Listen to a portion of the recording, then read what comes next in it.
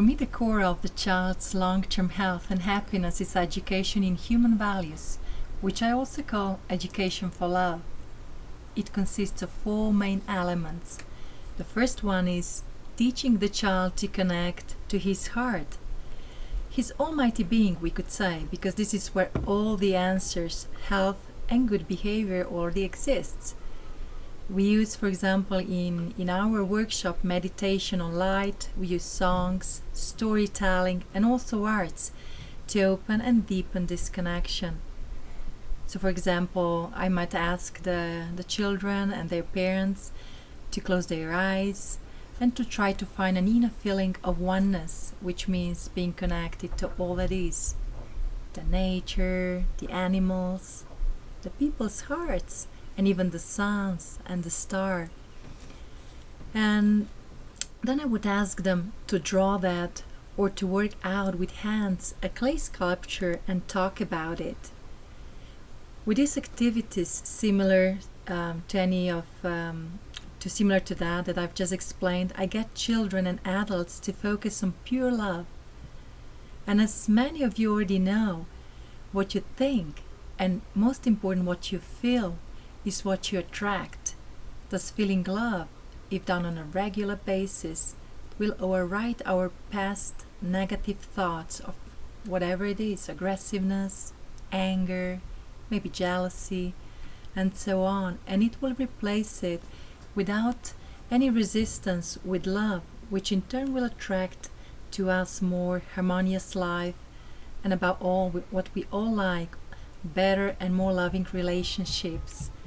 So this is our first step, which is teaching the child to connect to their beautiful inner being.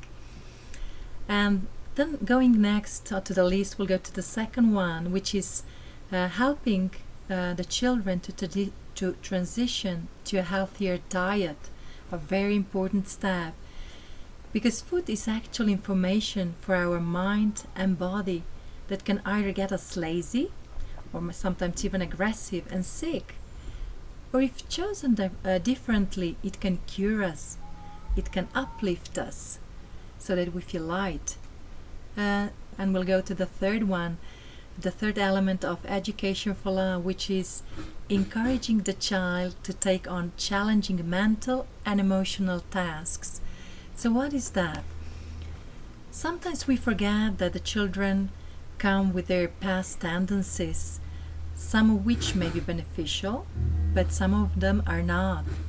And it is our job as parents, or maybe educators, to help them overcome destructive tendencies. This requires from us to connect to the child's soul and respond to the soul's needs rather than the child's needs. This is very important. So I'll give you an example.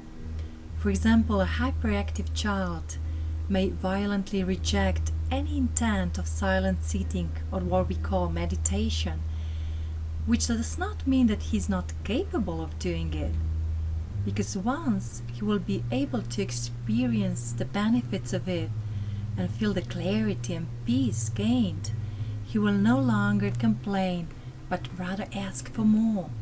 This is what happened with my son.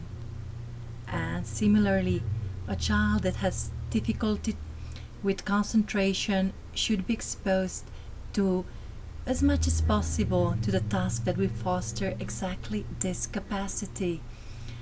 I personally prefer natural stimulation, so what I used to take my son on was on hikes that would require an increasing amount of concentration. First it was paved roads, then it was easy hills, and later it was paths with many rocks and many roots, so he really had to think which way was the best to make it to the top. The adult role in this is very active in terms of the presence, because the child would not do the task on his or her own. However, it is also a very passive role in the sense that we do not need to do the work for the child. We are there waiting, which means we are being patient, and they have to solve the challenge.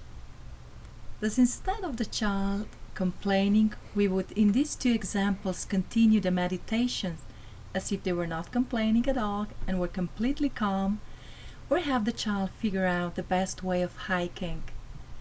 And this leads us to the fourth element of education for love, which is the most important part of it, and that is that mothers and adults that work with these children have to work on their own character and energy. You can't teach a depressive child to love life if you too are so tired and always upset, always go wrong. And of course the list goes on and on and on. So my best suggestion to all adults is to take the diagnosis of the child as your own diagnosis, which is what I did, and work on yourself.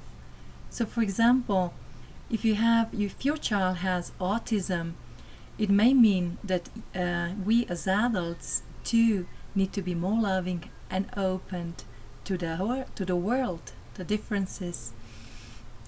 So these four elements that I just mentioned are the four cornerstones of our education for love, which may at times seem an overwhelming task, like a lot to do.